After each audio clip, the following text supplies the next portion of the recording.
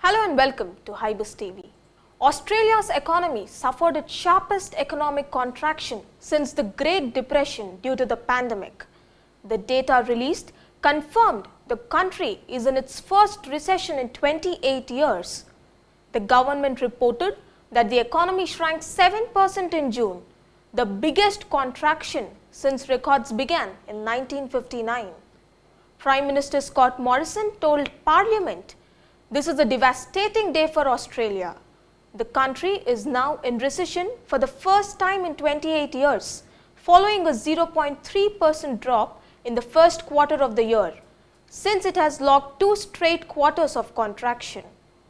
The previous biggest downturn since Australia began keeping records in 1959 was a 2% fall in June 1974.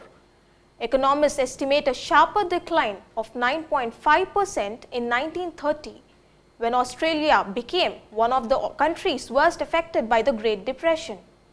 Prime Minister Scott Morrison told Parliament this is a devastating day for Australia, and the Organisation for Economic Cooperation and Development figures show the average contraction among OECD countries in the June quarter was 9.8%, including a 20.4% slump in Britain, a 13.8% downturn in France, and a 9.1% drop in the United States. The biggest drag on the Australian economy was a 12.1% drop in household spending, the largest on record. That alone accounted for 6.7 percentage points of the 7% fall, with business and dwelling investment also down.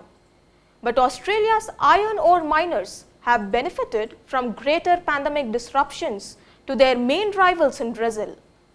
Mining investment increased by 1.3% in the quarter, and high iron ore prices paid by China contributed to a 17.7 billion Australian dollar trade surplus, the largest on record. June quarter results do not reflect a second lockdown in coronavirus hotspot Victoria State that began in early August.